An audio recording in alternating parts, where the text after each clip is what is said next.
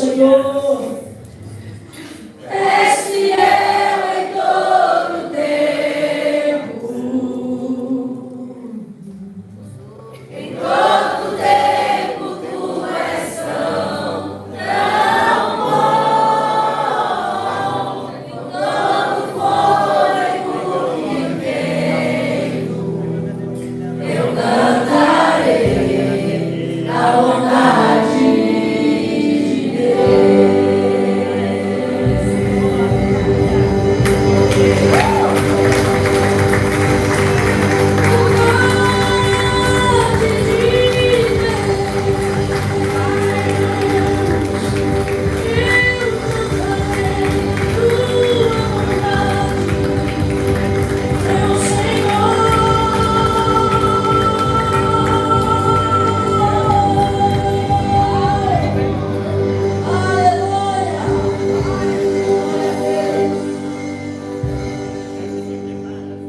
Provérbios, capítulo 16, versículos 1, 2 e 3. Provérbios, escreveu o sábio Salomão, capítulo 16, versículos 1, 2 e 3.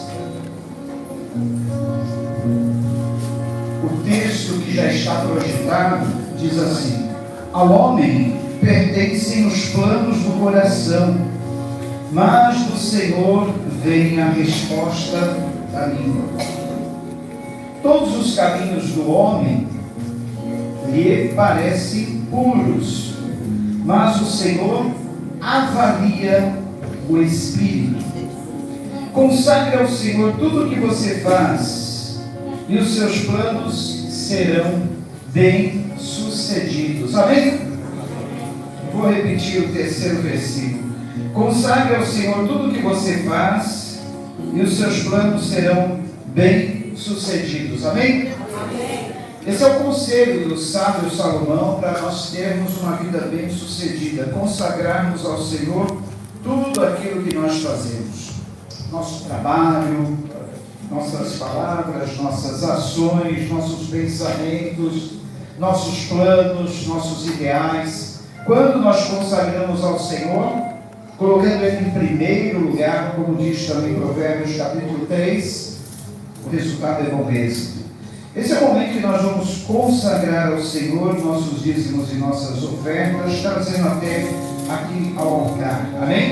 Se você trouxe, segure nas suas mãos agora, que eu vou estar orando, pedindo ao Senhor para que traga uma bênção toda especial. Se você não tem, coloque a mão sobre sua carteira, sobre seu bolso. Peça que o Senhor venha te abrir as portas, que o Senhor venha te conceder, que o Senhor venha trazer para você, para que você possa consagrar a Ele. Amém? Oramos. Senhor nosso Deus, aqui estão nossas ofertas, dízimos, ó Pai, tudo aquilo que nós temos para consagrar no Teu altar, em agradecimento a tudo que Tu tens sido e feito por nós, por todas as Tuas dádivas e bênçãos sem limites. Te agradecemos em nome de Jesus. Amém. Podem trazer, tá? Ainda me lembro do milagre eu pedi, pouca fé se eu temi, e hoje eu posso ver muito além do meu pensar. São tantas bênçãos pra contar. 1, 2, 3, bênçãos que não tem fim. Perco as contas.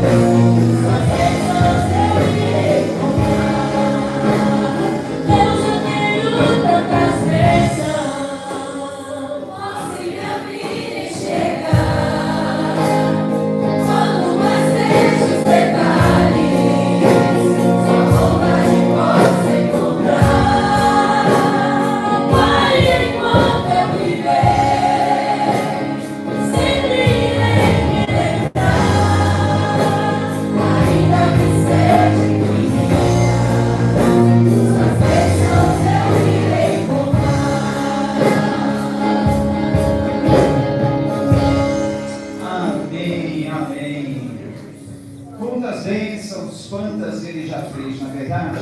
Tem alguém nos visitando pela primeira vez nessa noite? Creio que não, né?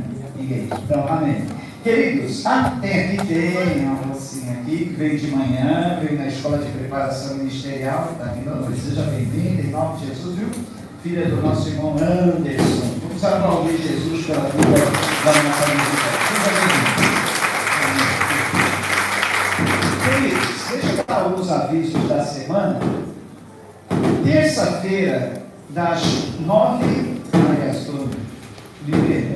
8 às 9 da manhã, nós temos a nossa reunião marginal de oração, como todas as terças-feiras acontece, ok? Quinta-feira, nosso grande culto de vida vitoriosa.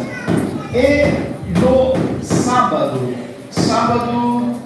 eu creio que vamos ter um futebol com os juniores e adolescentes aqui na quadra do CAEC.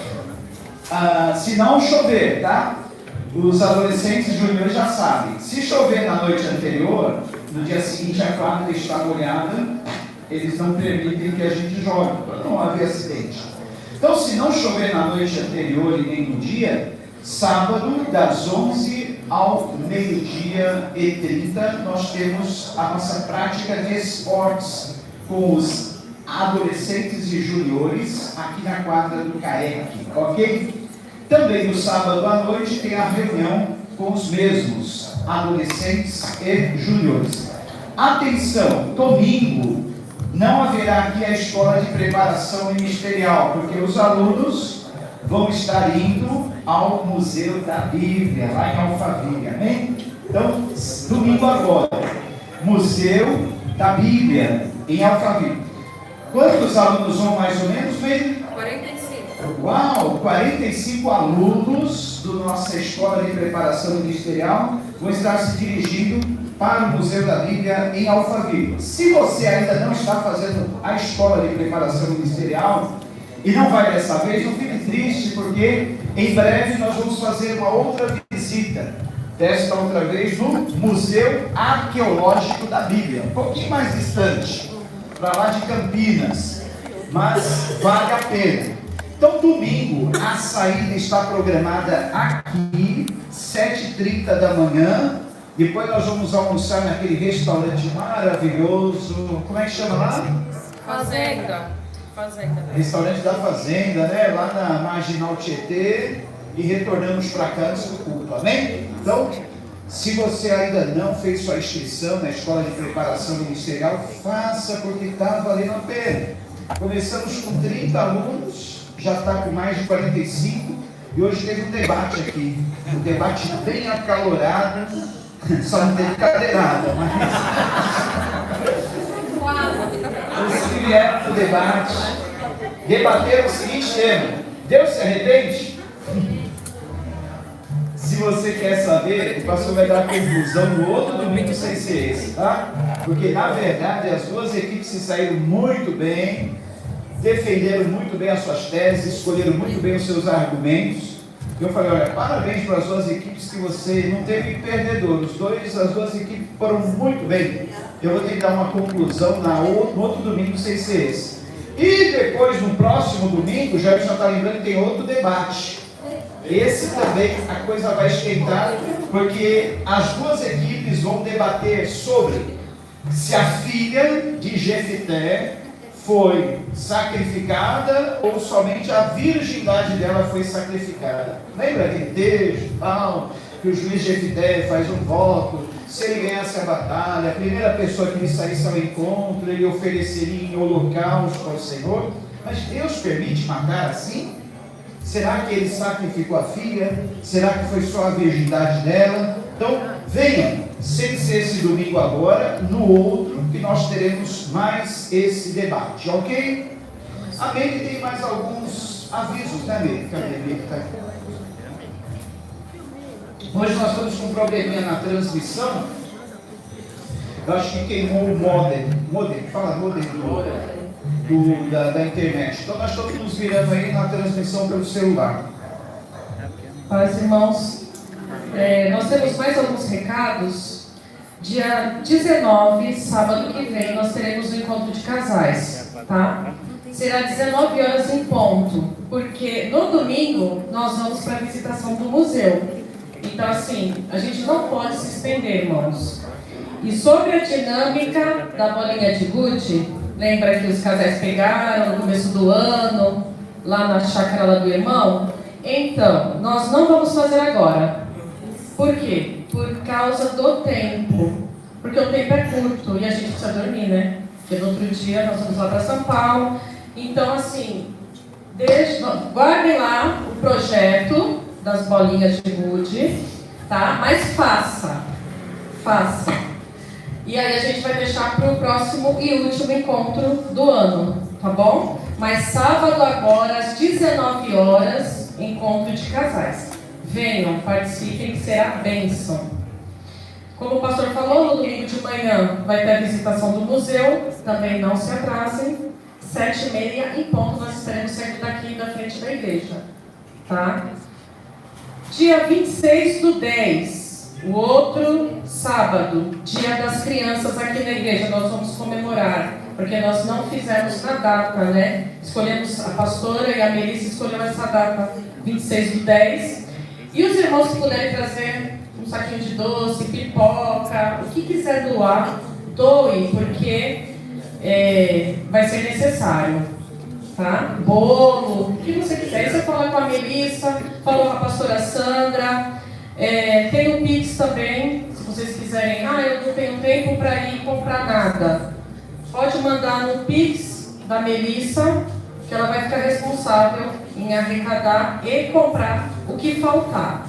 Tá? O Pix da Melissa é o telefone dela, o celular. Tá lá no grupo, que eu já postei várias vezes. Só procurar lá no grupo o recadinho do Dia das Crianças, que o Pix dela tá lá. Tá? Esses são os avisos de outubro. E já lembrando que novembro, dia 2/11, nós teremos o encontro Curadas para Curar. Né, Jaqueline? Jabezão, um taquimonita, chefe dos 3 guerreiros principais, numa ocasião, com uma lança, enfrentou 800 homens numa mesma batalha e os matou. Depois dele, Eleazar, filho do Aoita Dodô, ele era um dos principais guerreiros e esteve com Davi, quando os filisteus se reuniram em Pas-damim para a batalha. Os israelitas recuaram, mas ele manteve a sua posição e feriu os filisteus até a sua mão ficar dormente e grudar na espada. O Senhor concedeu uma grande vitória a Israel naquele dia, e o exército voltou para onde Eleazar estava, mas somente para saquear os mortos. Depois dele, Samar, filho de Agé de Ará. Os filisteus reuniram-se em Leí, onde havia uma plantação de lentilha. O exército de Israel fugiu dos filisteus, mas Samar tomou posição no meio da plantação, defendeu-a e derrotou os filisteus. O Senhor concedeu-lhe uma grande vitória. Durante a colheita, 3 chefes do batalhão dos 30 foram encontrar Davi na caverna de Adulão, enquanto um grupo de filisteus acampava no vale de Refaim. Estando Davi nesta fortaleza e o destacamento filisteu em Belém, Davi expressou esse forte desejo: quem me dera me trouxessem água da cisterna da porta de Belém. Então aqueles 3 atravessaram o acampamento filisteu, tiraram água da cisterna e a trouxeram a Davi. Mas ele se recusou a beber. Em vez disso, derramou-a como uma oferta ao Senhor e disse: o Senhor me livre de beber desta água. Seria como beber o sangue dos que arriscaram a vida para trazê-la. E Davi não bebeu daquela água. Foram estes os feitos dos 3 principais guerreiros. Abisai, irmão de Joabe, filho de Zeruia, era o chefe do batalhão dos 30. Certa ocasião, com sua lança, matou 300 homens, tornando-os tão famosos quanto os 3. Foi mais honrado que o batalhão dos 30 e tornou-se o chefe deles. Mas nunca igualou-se aos 3 principais guerreiros. Benaia, filho de Joiada, era um corajoso soldado de Cabisreel, que realizou grandes feitos. Matou 2 dos melhores guerreiros de Moabe, e num dia de neve desceu num buraco e matou um leão. Também matou um egípcio de grande estatura. O egípcio tinha na mão uma lança, e Benaia o enfrentou com um cajado. Arrancou a lança da mão do egípcio e com ela o matou. Esses foram os grandes feitos de Benaia, filho de Joiada, que também teve fama como os 3 principais guerreiros de Davi. Foi mais honrado do que qualquer dos 30, mas nunca igualou-se aos 3. E Davi lhe deu o comando da sua guarda pessoal. Vamos orar ao Senhor, pedir que o Senhor fale conosco através da sua palavra, que o Senhor possa sondar os nossos corações e mais no profundo, e conhece, Ele que conhece as nossas necessidades, Ele vai falar, Ele vai orientar, Ele vai tirar dúvida, Ele vai consolar, Ele vai edificar, porque a palavra dEle tem esse poder, amém? Senhor Deus, eu peço, Pai, que Tu me anule, Pai, mas faça valer somente a Tua palavra, Pai, nesse momento, que não seja eu, mas seja a Tua palavra na minha boca, Pai, porque se não for assim, Pai, não há edificação, não há consolação, Pai, nada vai acontecer. Mas quando é a Tua palavra que está falando, ela entra no profundo, no secreto, no íntimo de cada um, e vai trazer para cada um, Pai, aquilo que cada um necessita. Então, humildemente eu me coloco diante de Ti, Pai, também pedindo que o Teu Santo Espírito, que permeia todo esse ambiente, venha nos garantir, Pai, que haja total condição para que possamos receber a Tua palavra e guardá-la no nosso coração. Abençoa essa transmissão que está com problema hoje, Pai, mas mesmo com o recurso reduzido, possa alcançar os corações que ela tem que alcançar e assim trazer vida e edificação em nome de Jesus. Amém. Essa palavra de hoje, queridos, na verdade é uma continuação da palavra de quinta-feira, porque para aqueles que estavam aqui na quinta-feira, lembram-se muito bem que nós falamos sobre Davi na caverna de Adulão, um tempo em que Davi já havia sido consagrado, ungido como rei, mas que estava sendo fugitivo de Saul. E ele vai se refugiar no deserto, e lá no deserto ele entra numa caverna que conhecida ficou como Caverna de Adulão, que quer dizer caverna do esconderijo, caverna do refúgio. E Davi ali, ele desce, e por incrível que pareça, quando Davi estava no pior momento da vida dele, precisando de um consolo, precisando de alguém para lhe trazer ajuda, precisando de alguém para lhe trazer uma palavra, se juntam a ele cerca de 400 homens, endividados, desgostosos da vida e desacreditados. Eles não tinham nada para oferecer a Davi, pelo contrário, foram lá, e eu creio que a maior parte do tempo eles ficavam chorando, a maior parte do tempo eles ficavam ali contando as desgraças que havia sucedido a cada um e como cada um foi para lá. Iam chegando, e formaram 400 homens. Mas o mais interessante, queridos, é que esses 400 homens formaram um grande exército, que ficou conhecido como o Exército dos Valentes de Davi. E esses camaradas, eles fizeram coisas grandes, eles fizeram coisas incríveis, eles fizeram coisas inacreditáveis, eles tiveram feitos assim miraculosos, que ficaram registrados nas páginas da Bíblia. E a lição que a gente pode concluir daí, queridos, é que Deus não nos escolhe segundo a nossa capacidade, Deus não nos escolhe segundo as nossas forças, Deus não nos escolhe segundo a vista dos olhos. Eu citei na quinta-feira que o RH de Deus é diferente do RH humano. Em qualquer empresa, jamais aqueles 12 discípulos do Senhor eles teriam sido escolhidos como discípulos. Jamais eles passariam em qualquer teste de RH. Também, esses homens que compuseram o exército de Davi, jamais eles seriam escolhidos em qualquer seleção natural, mas com Deus é diferente. Deus não está olhando aquilo que nós somos no momento, mas aquilo que nós seremos, aquilo que nós seremos no futuro e não agora. Agora você pode estar desse jeito, mas você não sabe o futuro que Deus está preparando para você, as coisas maravilhosas que Ele está preparando para você, através desse sofrimento que você está passando nas cavernas do deserto. Veja bem, queridos, foram 12 anos que Davi passou nos desertos, nos penhascos, nas montanhas, nas cavernas, como fugitivo, depois de ter sido ungido.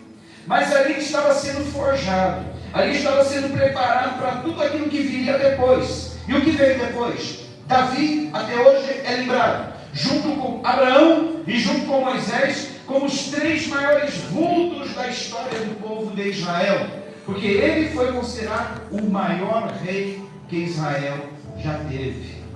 E tudo isso, ele chegou a tudo isso depois de ter passado pela escola do deserto, pela escola das cavernas. Então, o importante, queridos, não é como você entrou aí nessa caverna, não é como você chegou, mas o importante é como você vai sair dela.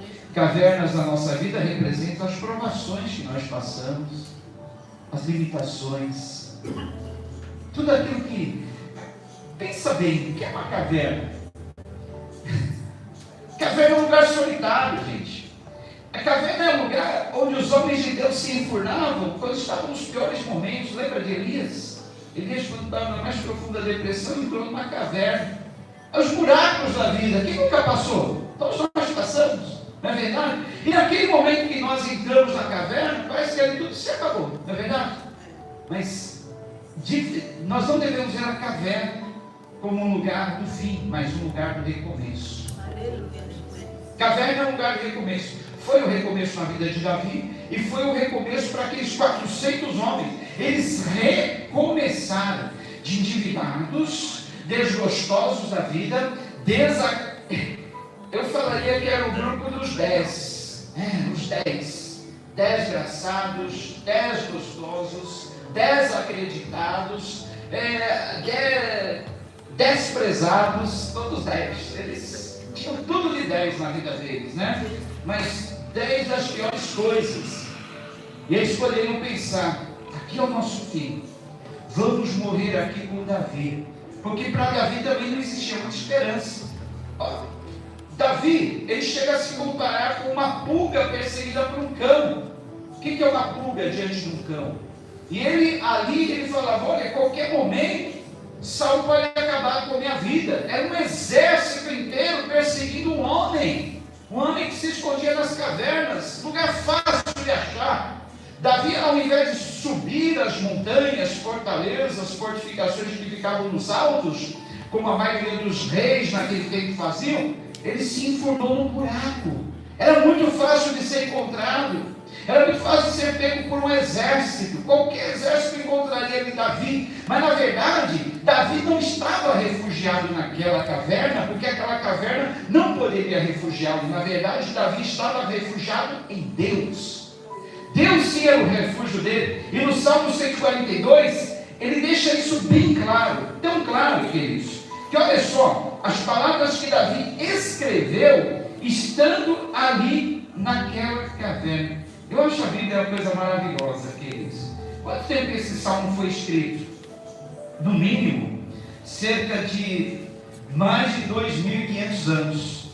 E essas palavras se conservaram até hoje. Até hoje. Olha que, você já parou para pensar nesse privilégio? Você tem nas mãos um salmo, um poema que foi escrito por Davi, o próprio Davi, ali dentro daquela caverna. Já parou para pensar nisso? Você não teve o privilégio, não poderia dizer que é um privilégio estar ali naquela caverna com Davi. É um privilégio, né? Era um lugar de sofrimento, mas privilegiados foram aqueles homens que estiveram ali na caverna com ele. Nós não podemos ter esse privilégio, mas temos o privilégio de ler as palavras que Davi escreveu quando estava naquela caverna. Olha o que passava pelo coração de Davi. No Salmo 142, que tem por título Poema de Davi quando ele estava na caverna. Olha, uma oração. Olha a oração que ele fez dentro daquela caverna. Em alta voz eu clamo ao Senhor, eu elevo a minha voz ao Senhor, suplicando misericórdia. Derramo diante dele o meu lamento, a ele apresento a minha angústia. Quando o meu espírito desanima, és tu quem conhece o caminho que devo seguir. Na vereda por onde eu ando, esconderam uma armadilha contra mim. Ah, mas olha para a minha direita e vê, ninguém se preocupa comigo. Não tenho abrigo seguro, ninguém se importa com a minha vida. Eu clamo a ti, Senhor, e digo, tu és o meu refúgio, és tudo que eu tenho na terra dos viventes. Dá atenção ao meu clamor, pois estou muito abatido. Livra-me dos que me perseguem, pois são mais fortes do que eu. Liberta-me da prisão e renderei graças ao teu nome. Então os justos se reunirão à minha volta por causa da tua bondade para comigo. Notem, queridos, que esse salmo, assim como todos os outros salmos que Davi escreveu, ele começa com uma nota de lamento, tristeza, angústia, depressão, solidão, mas termina com uma nota de louvor, uma nota de celebração. Todos os salmos são assim. Isso indica, queridos, que quando nós estamos tristes, abatidos, angustiados, a melhor coisa é orarmos. A melhor coisa é nós falarmos com Deus. Esses salmos que Davi escreveu são conversas dele com Deus, que para a nossa felicidade ele escrevia, ficaram registrados. Olha só, ele deixou essas palavras registradas para nos ensinar, para nos mostrar que nos momentos de angústia, tristeza, solidão, vazio, depressão, todas aquelas coisas, que vez por outra atacam a nossa alma, o melhor caminho é orar, é falar com Deus, é expor a Ele as nossas dificuldades. Davi estava fazendo uma verdadeira terapia ali na caverna, pastor? Ele estava conversando com o terapeuta divino dele. Senhor, eu clamo a Ti, eu suplico misericórdia, eu derramo o meu lamento, eu apresento a minha angústia. Eu sei que quando o meu espírito desanima, Senhor, és tu que conhece o caminho que devo seguir. Quantas vezes nós estamos desanimados no meio do caminho, Quantas vezes é tão difícil levantar uma segunda-feira, recomeçar a semana, pensando em todas as lutas que nós temos que enfrentar. Mas nesse momento a gente deve saber que é o Senhor, que quando o nosso espírito desanima, é o Senhor que conhece o caminho que devemos seguir. E ainda que no caminho que nós vamos andar tenham armadilhas voltadas contra nós, é o Senhor quem nos guarda e nos defende. Eu acho esse salmo lindo, queridos, como todos os outros, mas esse é maravilhoso demais. Olha, Davi, ele estava se sentindo tão desamparado, tão sozinho, tão solitário, tão sem ajuda, que ele diz: olha, Senhor, olha para a minha direita e vê, ninguém se preocupa comigo, não tenho abrigo seguro, ninguém se importa com a minha vida. E esse Davi que estava escrevendo esse salmo era o mesmo que havia derrotado um gigante, que havia sido aclamado pelas mulheres de Israel da seguinte forma: Saul matou seus milhares, Davi matou seus 10 milhares. Ele tinha alcançado o auge da fama, ele estava sendo aclamado como novo rei, mas ele ainda não era oficialmente o rei. E agora ele está nessa posição, se lamentando por não ter um abrigo seguro e ninguém se importasse com a vida dele. O lugar que Davi deveria estar é no palácio. Ele já foi ungido rei, mas não havia chegado o tempo. Guardem isso, queridos, porque a palavra de Deus nos diz, Provérbios capítulo 3, há um tempo determinado para todo e qualquer propósito debaixo do céu. Há um tempo determinado. Pode ser que você esteja passando por uma luta e não entendendo nada, mas Senhor, e as tuas promessas na minha vida? Senhor, mas é aquilo que tu prometeu? E a profecia, Senhor? Eu falei para vocês há 2 domingos atrás, eu tive uma promessa, uma profecia, convite para pregar lá na Outra América. Estava todo certo, confiante, que ia passar naquela entrevista no consulado americano, e a palavra do agente de imigração foi: Senhor, teu visto está momentaneamente negado. Nossa, aquilo para mim foi como se... Eu falei, mas na mesma hora eu falei, mas Senhor, e aquela profecia, Senhor? Aquele profeta não sabia o que eu estava pensando, e ele parece que leu o meu pensamento, viu o que estava no meu coração, e ele profetizou. Senhor, o que é isso?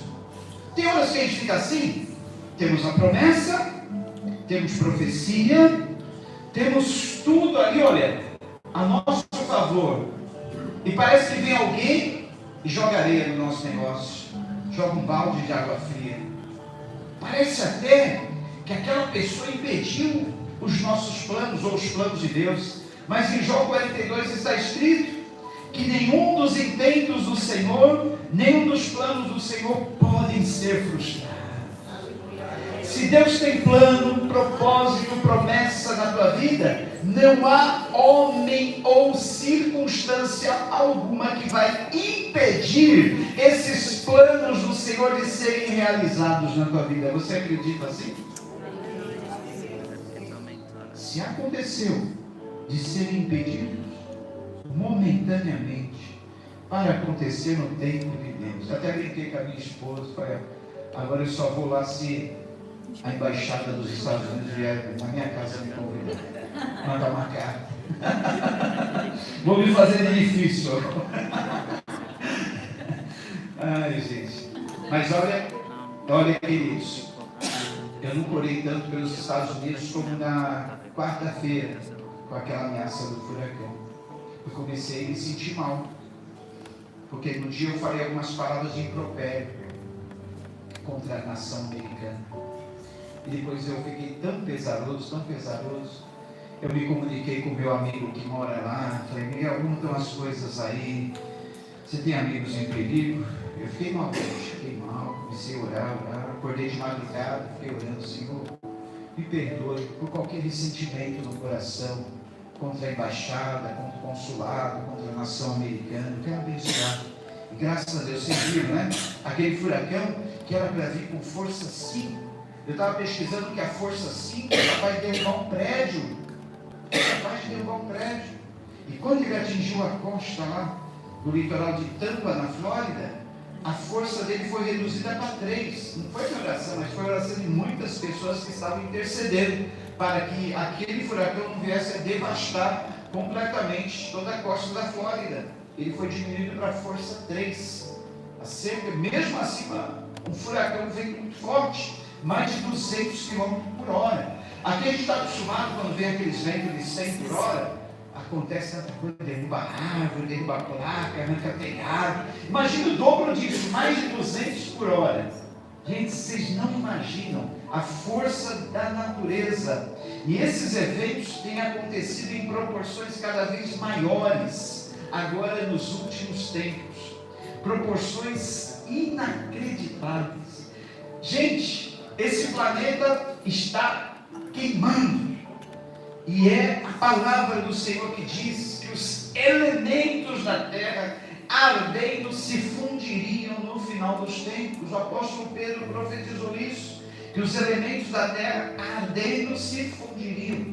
E poucos estão percebendo que aos poucos está acontecendo isso. Cada ano a temperatura do planeta se eleva e a natureza não está suportando. O apóstolo Paulo chega a dizer na carta que ele escreveu aos Romanos que hoje a natureza geme, aguardando pelo dia da sua redenção. Não é só nós que gememos nesse mundo, não. A própria natureza está gemendo por causa dos desvancelos do homem. Ela está aguardando esse dia da redenção. Olha só, queridos, e continuando o salmo ainda, o salmista diz assim: ninguém se importa com a minha vida. Gente, no momento de tristeza, de angústia, de depressão, nós não vemos as coisas da forma clara, da visão correta. Parece que a nossa visão fica distorcida, a visão da realidade. O salmista está dizendo que ninguém se importava com ele. Será que é verdade? Não. Deus estava se importando com ele naquele momento. Deus estava ali dizendo: vai, meu filho, aguenta mais um pouco. Vai passar, vai passar. Você vai sair dessa caverna. E quando você sair, vai ser daí para o trono, vai ser daí para o palácio. Aguenta firme. A mesma palavra Deus está dizendo para você nesta noite. Aguenta firme nessa posição. Aguenta firme nessa aprovação. Aguenta firme aí. E vai ser daí para muito bem. Aleluia. Podemos estar sofrendo aqui nessa terra, mas é daqui para as nações celestiais. E aqueles que suportarem vão experimentar isso. Aqui nessa terra nós não podemos esperar muita coisa, mas a certeza que nós temos é que aquilo que olho algum viu, ouvido jamais ouviu, nem subiu ao coração humano, são as coisas que Deus tem preparado para aqueles que o amam. Se ama a Deus, aguenta firme, aguenta firme. Nós falávamos que os 12 discípulos do Senhor morreram de morte trágica, como mártires, com exceção de João, que mesmo assim, ele foi lançado num tacho, num grande balde de óleo fervente, e por incrível que pareça, aquilo não fez ferimento nele. Aí mandaram ele lá para a ilha de Patmos. Mas uns foram cerrados pelo meio, outros foram arrastados vivos pela rua, outros foram decapitados, enforcados, jogados às arenas. Todos morreram de morte trágica, de morte como mártir. Aí ele diz: mas Senhor, a ti eu clamo, e digo: tu és o meu refúgio, és tudo o que eu tenho na terra dos viventes. Aqui Davi, ele tinha toda a razão. Naquele momento ali, ele não tinha mais nada. Ele chega a confessar: tu és tudo o que eu tenho na terra dos viventes. Tudo. Você já chegou nesse ponto? Você não tem mais nada. Não tem mais planos, sonhos, ideais. Perdi a saúde, perdi meus bens. Estou no fundo do poço. Mas tem uma boa notícia. O fundo do poço não é o pior lugar. Porque do fundo do poço não tem mais como ir para baixo. Daí é só para cima. É só para cima. Ei, cantava na chave. E está chegando esse dia, hein? Aguenta mais um pouquinho. Não desista. Não desista. Deus só quer que você não desista no meio dessa luta. Deus só quer que você não desista no meio dessa provação. Por favor, prometa não a mim, mas prometa a Deus que você não vai desistir, porque a recompensa é grande. É grande. 1 Coríntios 15, 58. Sede firmes, constantes, sempre abundantes na obra do Senhor, porque no Senhor o seu trabalho não é vão. Continua, não desanima. Lembra que um desses valentes de Davi, ele teve a espada grudada na mão. Olha só, esse Eleazar que nós vemos nesse texto, ele feriu muitos homens, ele matou muitos homens na peleja, muitos adversários, ao ponto que a espada grudada na mão dele. O comentarista Chaplin diz que houve, como o texto que nós lemos, tipo de uma cãibra que fez com que a mão dele não abrisse mais e a espada não saísse da mão. Já Flávio José acredita que a espada ficou grudada na mão dele, de tanto sangue que foi derramado, o sangue grudou, fez a espada grudar nas mãos. Se foi cãibra, segundo algumas traduções, se foi o sangue dos adversários, não sabemos. Mas uma coisa nós sabemos, queridos. A espada do Espírito, que é a palavra de Deus, tem que estar grudada na nossa mão, não só na nossa mão, no nosso coração, para que nós venhamos ter vitória na vida. O próprio salmista Davi, no Salmo 119, ele diz: se não fosse a tua palavra o meu alento, há muito eu teria desfalecido, há muito eu teria sucumbido. É a palavra sempre, gente. Não existe outra forma de nós vencermos na vida, vencermos nas batalhas, nos nossos embates, se não for a palavra. A palavra tem que estar grudada em nós, arraigada em nós. E se for através do sangue, melhor ainda.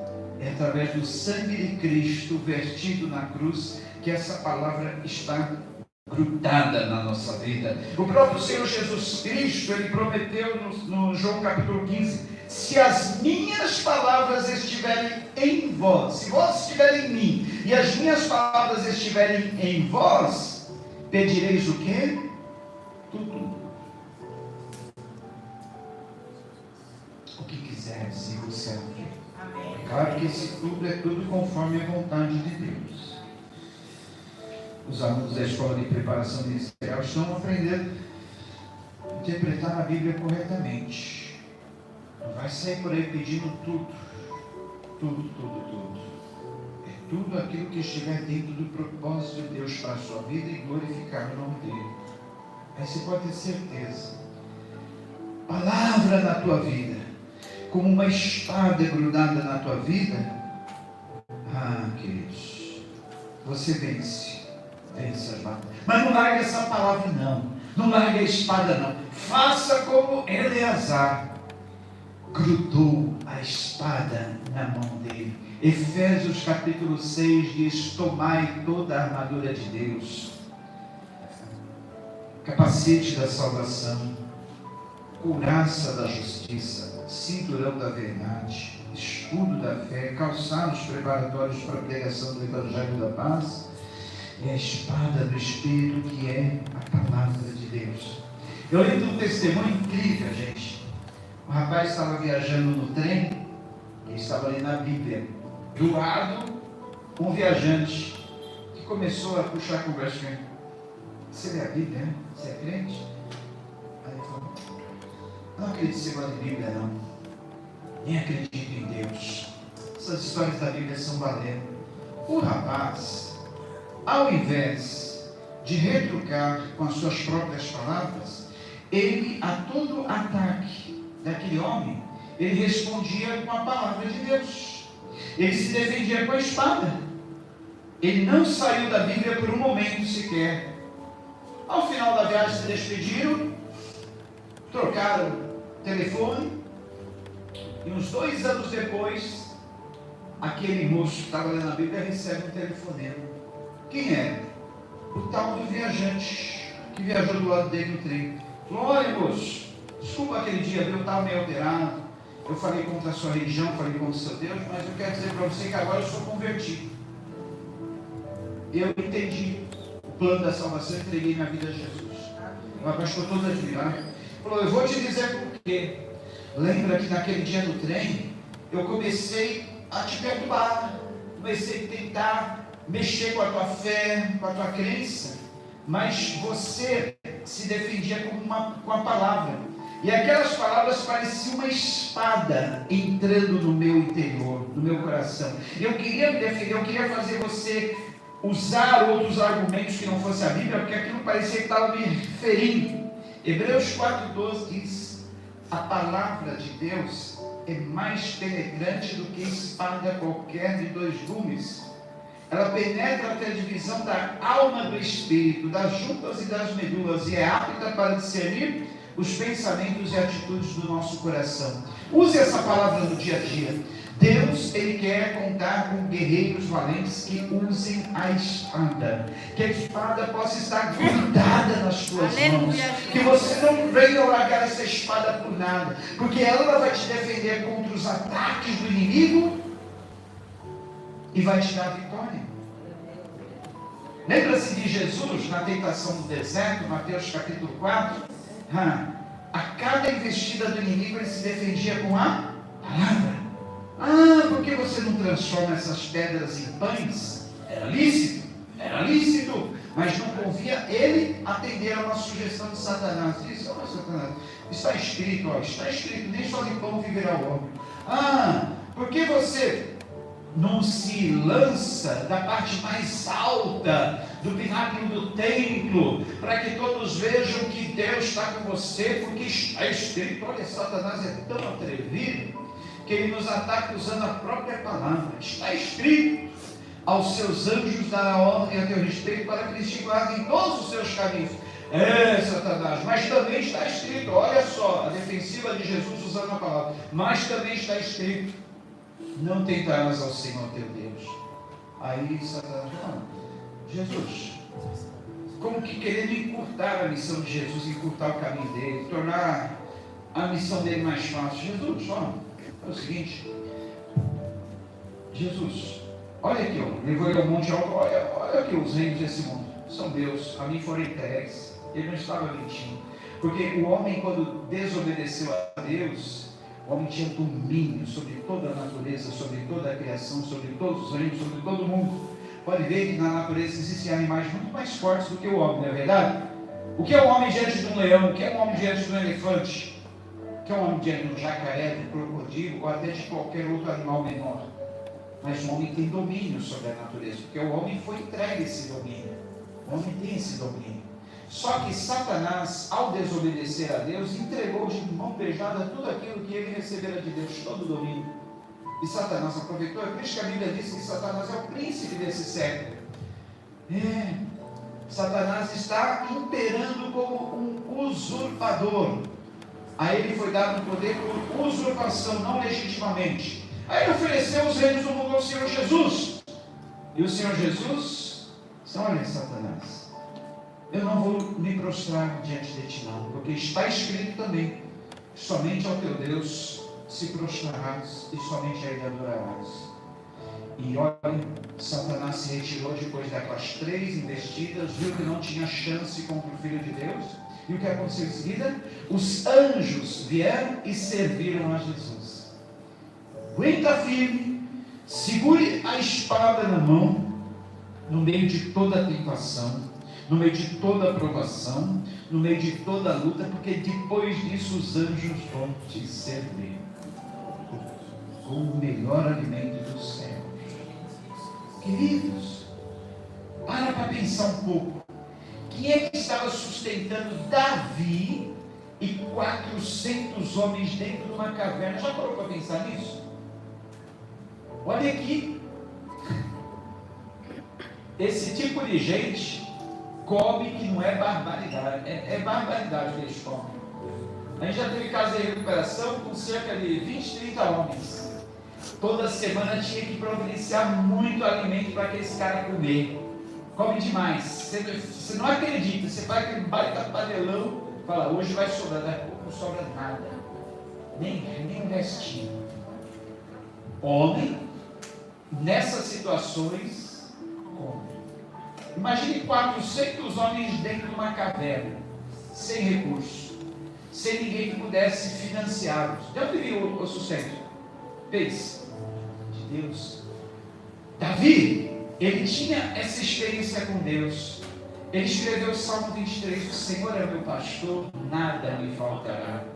Ele me faz deitar em verdes pastos, guia-me mansamente junto às águas de descanso, refrigera a minha alma, guia-me pela vereda da justiça por amor do seu nome. Ainda que eu andasse pelo vale escuro da sombra da morte, não temeria mal algum, porque o Senhor está comigo. Ele prepara uma mesa diante de mim na presença dos meus adversários, uma mesa no deserto na presença dos meus adversários. Ele unge minha cabeça com óleo e o meu cálice faz transbordar. Davi escreveu esse salmo quando ele ainda era pastor de ovelhas. E ali com certeza dentro daquela caverna ele lembrou, opa, o pastor nada deixa faltar para as suas ovelhas. Eu, como ovelhinha do sumo pastor, que é o Senhor, ele vai prover para mim, vai prover para esses 400 homens, nada nos faltará. E olha que eu tenho certeza que eles foram bem alimentados naquela caverna, sabe por quê? Para se tornar valentes como eles se tornaram, um homem ferindo 800 de uma vez, outro ferindo a 1000, outro fazer essa proeza de ficar horas e horas com uma espada grudada na mão. Eu não sei quanto pesava aquela espada. Diz os entendidos da história, da arqueologia, que uma espada poderia pesar de 1,5 kg a 2. Em algumas condições, talvez a espada de Golias 5 kg ou mais. Aí já pensou? Que tamanho que era a espada desses caras que eles usavam? Para ele ficar horas e horas ali com a espada grudada na mão e ferindo, matando todo adversário, todo inimigo que vinha contra ele. Por fim, veja só o que ele fala nesse salmo: Senhor, Tu és tudo que eu tenho na terra dos viventes. Agora pergunta: precisava mais? Se o Senhor é tudo que nós temos, o que nós precisamos mais? Pensa aí. Se o Senhor é tudo que nós temos, o que nós precisamos mais? Precisamos mais? Não. Aí diz: dá atenção ao meu clamor, Senhor, pois estou muito abatido. Livra-me dos que me perseguem, pois são mais fortes do que eu.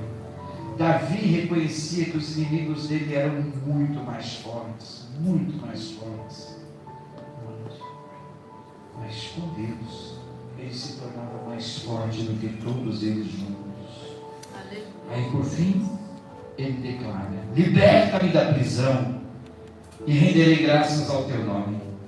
Então os justos se reunirão à minha volta por causa da tua bondade para comigo. Aleluia!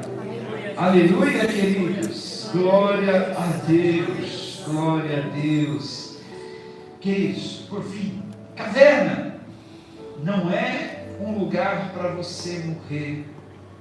Caverna não é lugar para você permanecer ferido ou ferido.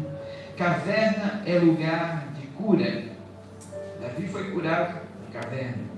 Aqueles 400 homens foram curados na caverna. E tão bem curados que eles passaram a ser o grande, forte, valoroso exército de Davi. Então não importa como você entrou, o importante é como você vai sair dessa.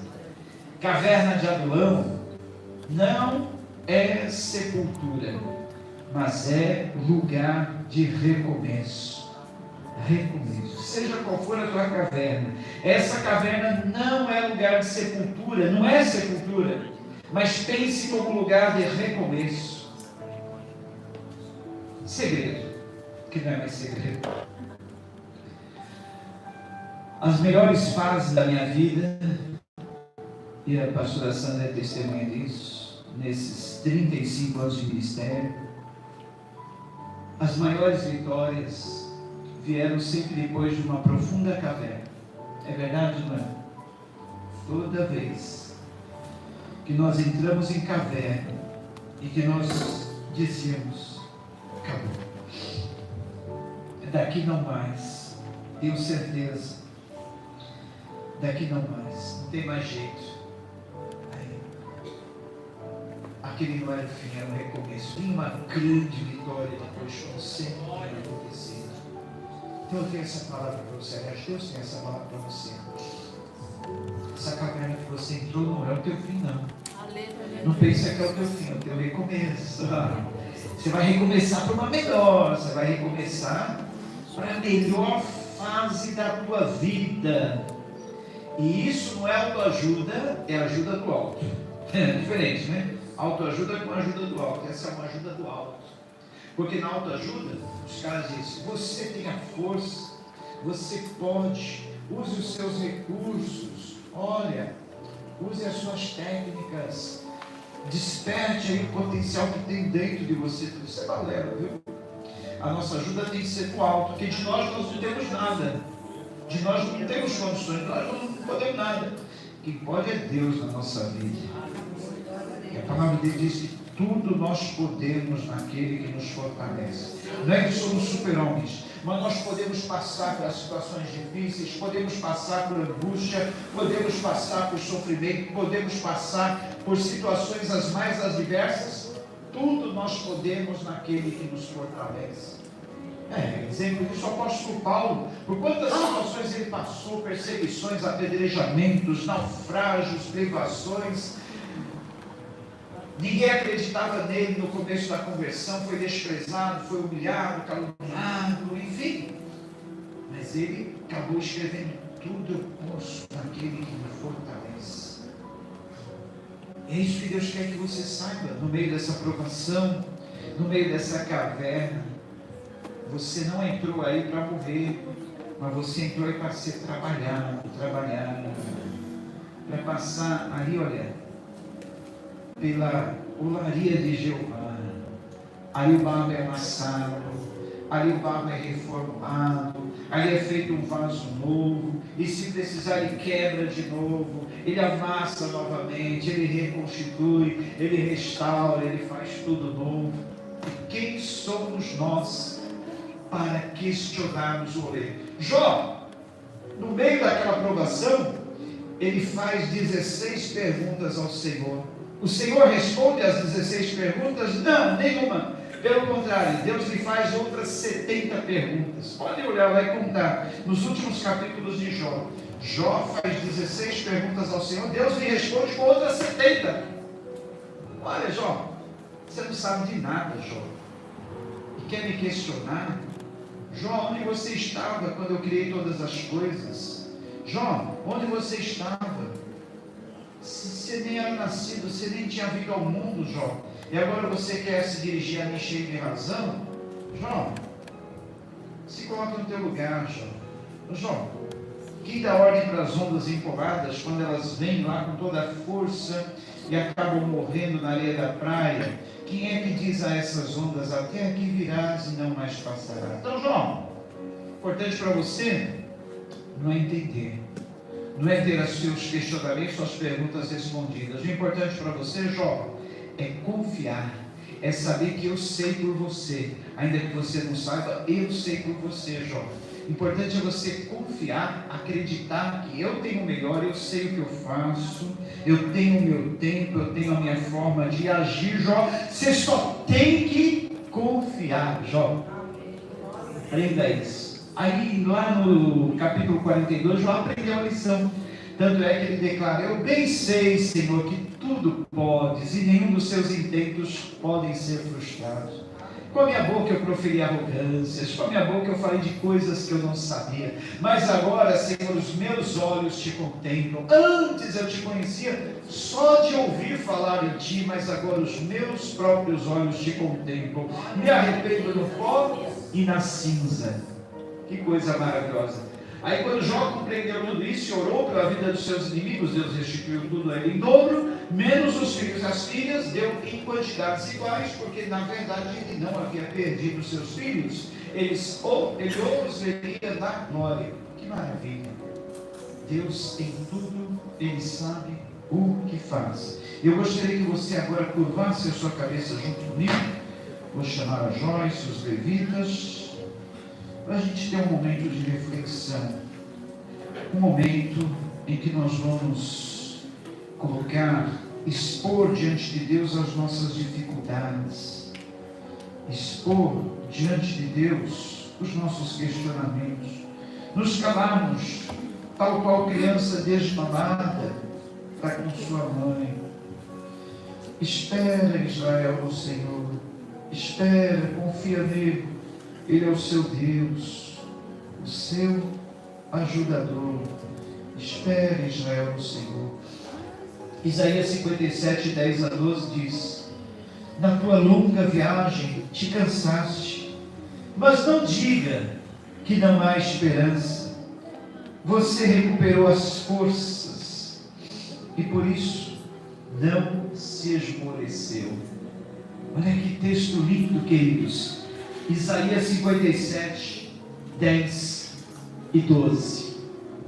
Você se cansou com todos os seus caminhos, mas não quis dizer, não adianta. Ou não quis dizer, não há esperança. Você recuperou as forças, por isso não esmoreceu. E em quem você recuperou as forças? No Senhor, que é a nossa força. Deus é o nosso escudo. Deus é a nossa defesa. Um outro salmo de Davi que eu gosto muito é o salmo de número 18, queridos. Esse salmo de número 18, Davi faz tanta declaração de amor ao Senhor. Ele diz: eu te amo, ó Senhor, minha força. O Senhor é minha rocha, minha fortaleza, o meu libertador. Deus é meu rochedo, o meu refúgio. Ele é o meu escudo e poder que me salva, a minha torre alta. Eu clamo ao Senhor, que é digno de louvor, e estou salvo dos meus inimigos. As cordas da morte me enredaram. As torrentes da destruição me surpreenderam. As cordas do Sheol me envolveram. Os laços da morte me alcançaram. Na minha aflição clamei ao Senhor. Gritei por socorro, meu Deus. E do seu santo templo Ele ouviu a minha voz. Meu grito chegou à sua presença, aos seus ouvidos. A terra tremeu e agitou-se. Os fundamentos dos montes se abalaram. Estremeceram porque Ele se irou. Das suas narinas subiu fumaça. Da sua boca saíram brasas vivas e fogo consumidor. Ele abriu os céus e desceu. Nuvens escuras estavam sobre seus pés. Montou um querubim e voou, deslizando sobre as asas do vento. Aleluia, glória a Deus. Isso quer dizer que na nossa aflição, na nossa angústia, Deus ele vem correndo velozmente em nossa direção para nos entregar a vitória. Olha só, ele, na sua linguagem figurada, disse assim: Deus montou um querubim e voou, deslizando sobre as asas do vento. Aleluia, glória a Deus. Quando o salmista clamou por ele, ó, vamos lá, querubim, vamos socorrer Davi, vamos socorrer o meu ungido, porque ele está clamando, vamos lá. E aí, ó, Deus desliza sobre as asas do vento para vir trazer a vitória ao homem segundo o coração dele. Você sabe o que é essa expressão segundo o coração de Deus? Não é que Davi era perfeito, não. Ele tinha o seu coração sintonizado com o coração de Deus. É verdade ou não é? Davi tinha um coração sincronizado com o coração de Deus, sim. Prova disso está na forma como ele amava a adoração. Deus ama a adoração. Lá no céu, o que vai acontecer eternamente? Adoração. E a adoração estava no coração de Davi. Davi dedilhava a sua harpa. O principal rio que existe lá em Israel tem a forma de uma harpa. Sabia disso? O Mar da Galileia tem o formato de uma harpa. É o principal rio de Israel e tem o formato da harpa. Até nisso Deus quis desenhar a música que Ele ama, a adoração que Ele ama. E o próprio Mar da Galileia leva esse nome porque tem relação com a harpa. É o Mar da harpa. Davi era o tangedor da harpa, o homem que louvava e adorava ao Senhor. Por isso ele era um homem segundo o coração de Deus. Se o louvor está na tua vida, a adoração está na tua vida, você é uma pessoa segundo o coração de Deus, porque você ama o louvor. E o louvor traz libertação na nossa vida.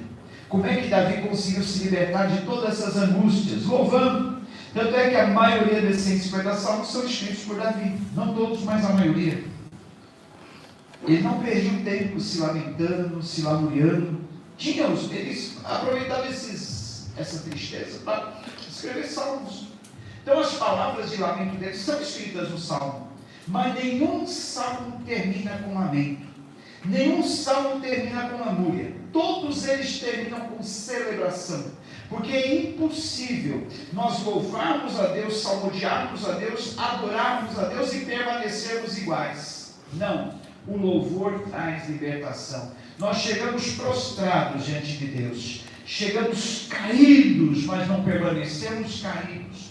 Nos levantamos vitoriosos, celebrando ao Senhor. Amém? Curve sua cabeça num momento de reflexão. Peça ao Senhor agora que esse momento de caverna, esse momento, esse tempo de informação, esse tempo em que você está se sentindo sozinho, sozinha, sem ninguém para te ajudar, amigos viraram as costas, pessoas que você esperava abandonaram, desistiram, mas tem um que não desiste de você e tem um que é sempre com você, e Ele vai fazer você se levantar.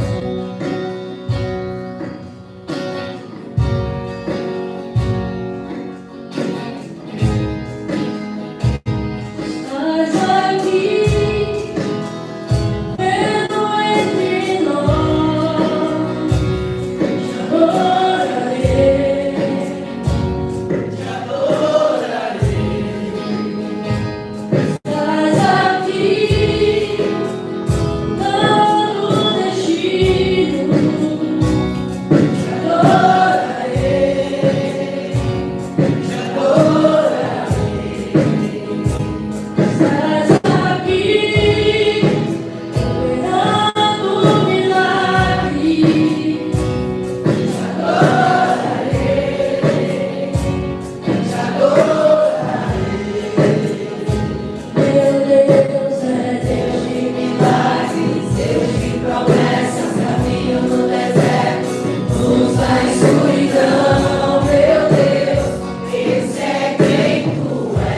Deus que faz caminho no deserto. Deus é Deus de milagres, Deus de promessas, caminho no deserto, luz na escuridão, meu Deus, esse é quem tu és.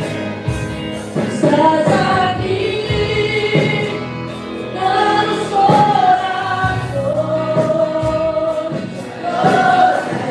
Adora o Senhor. É viver a vitória. Pode ver.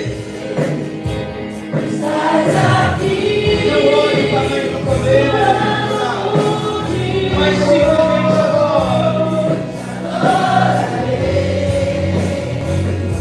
adora. estás aqui, restaurando os corações,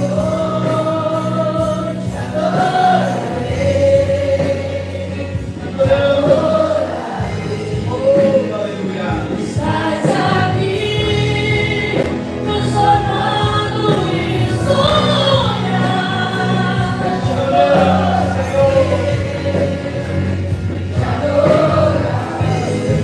Meu Deus é Deus de milagres, Deus de promessas, caminho no deserto, luz na escuridão. Meu Deus, esse é quem tu és.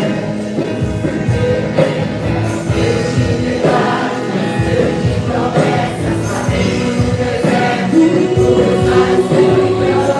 Meu Deus, esse é quem tu és.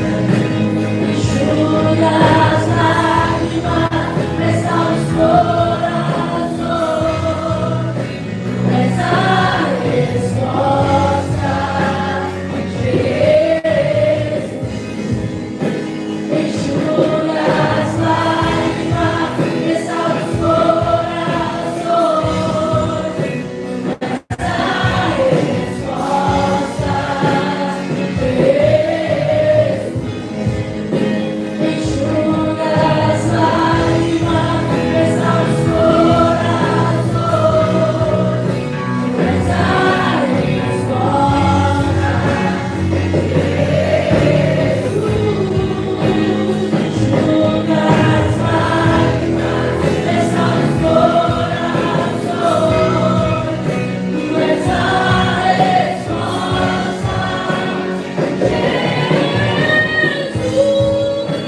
milagres,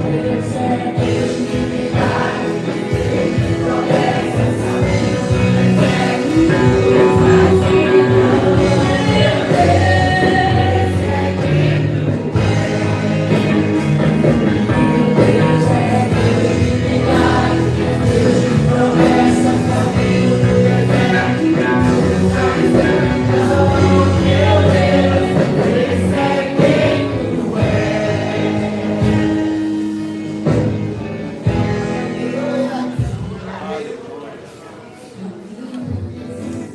luz na escuridão, meu Deus, esse é quem tu és. Sol. Sol do Ré. Vamos ver se a gente consegue cantar aquele que nós cantamos na quinta-feira. Diz assim. Tem aí no projetor. Em adoração eu me rendo a ti. Tu és como rio, rio de águas vivas. És manancial, flui dentro de mim. Fonte inesgotável, traz vida ao coração. Amém? Sol do Ré. Em adoração, simplesmente adore agora, esqueça de tudo e adore. Eu me rendo a ti. Deus vai fazer coisas tremendas na tua vida através dessa adoração. Tu és como um rio.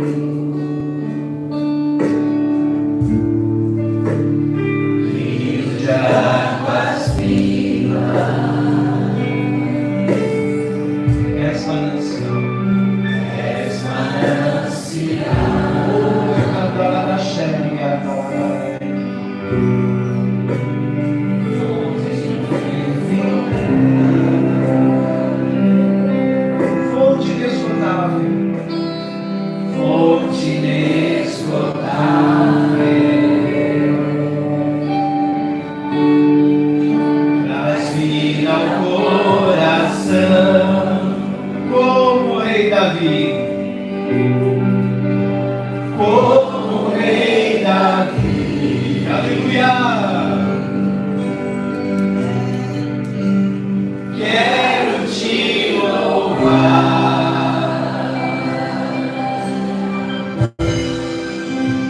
minha alma canta a ti, Senhor, em adoração.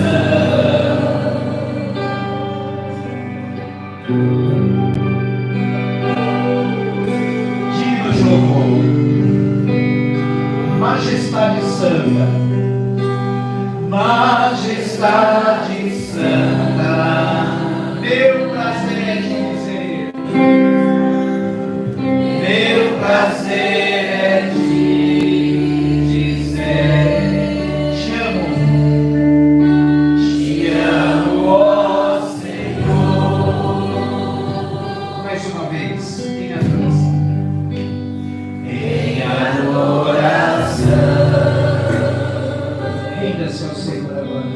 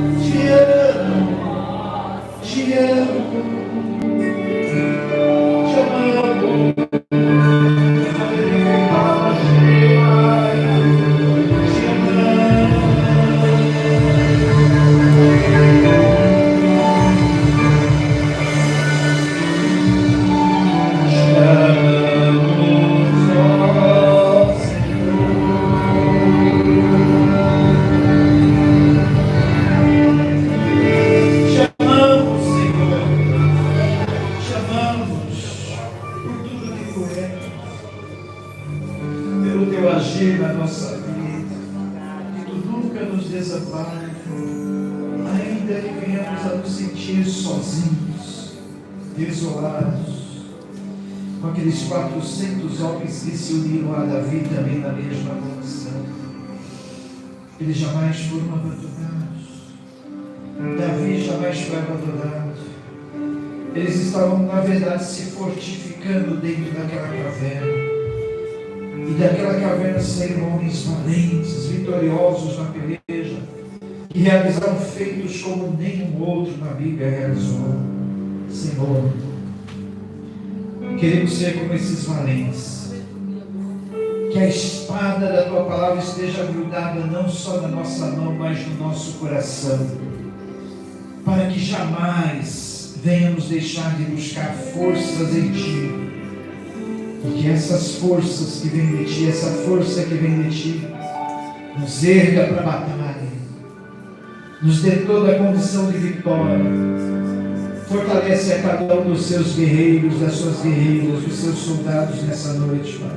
Que cada um saia daqui fortalecido, vitorioso para vencer, fortalecido, fortificado para prevalecer contra toda a força do inimigo, contra todo o poder do mal, contra todo o poder das trevas. Nós não aceitamos derrota na vida do Socorro, não aceitamos a depressão, a angústia. Essas coisas podem até vir, mas momentaneamente. Mas nós não permaneceremos em derrota, não permaneceremos na angústia, não permaneceremos na depressão, porque a caverna não é sepultura, mas é um lugar de renovação. Elias foi renovado na caverna, Davi foi renovado na caverna.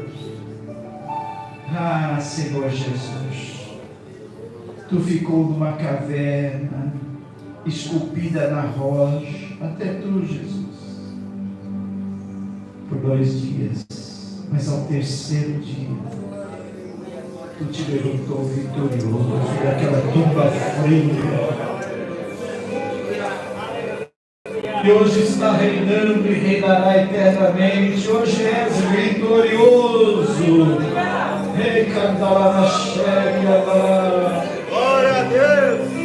E Tu nos diz que somos também mais do que vencedores, mais do que vitoriosos, através de Ti, que nos dá a condição de vencermos pelo Teu sangue, Jesus. Somos vencedores, vitoriosos, e assim permaneceremos de vitória em vitória, como o rei Davi.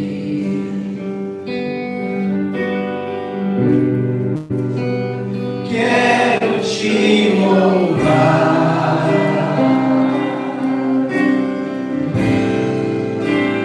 minha alma canta a Ti, Senhor, em adoração. Digno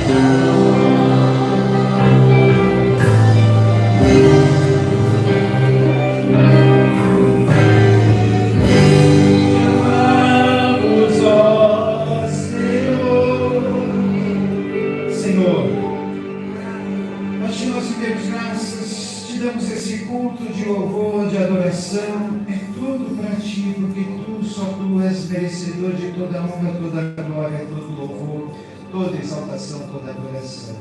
Senhor, recebe toda a nossa adoração, recebe todo o nosso louvor. Abençoa a vida, a semana de cada um. Oramos pelos pedidos de oração feitos através do chat da transmissão. Oramos pelo trabalho lá em Camboriú, que já está na terceira semana, que tu esteja abençoando, dando frutos, como tu tens mostrado, frutos daquele trabalho, Pai. Abençoa. Abençoa aqueles que lá estão trabalhando, aqueles que ainda vão trabalhar ali naquela obra, e que seja tudo para a tua honra e tua glória. Abençoa a semana de cada um, abençoa cada lar, cada família, dando toda sorte de bênçãos. Que a graça do Senhor Jesus, o amor de Deus o Pai, a comunhão do Espírito Santo seja com todos e com todos permaneça. Que o Senhor te abençoe e te guarde, faça resplandecer a luz do seu rosto sobre ti, tenha misericórdia de ti. Que o Senhor sobre ti levante o seu rosto e te dê a paz. Baruch Rabá, Shema Adonai, bendito é o que vem, em nome do Senhor. Shalom Aleichem. Deus abençoe.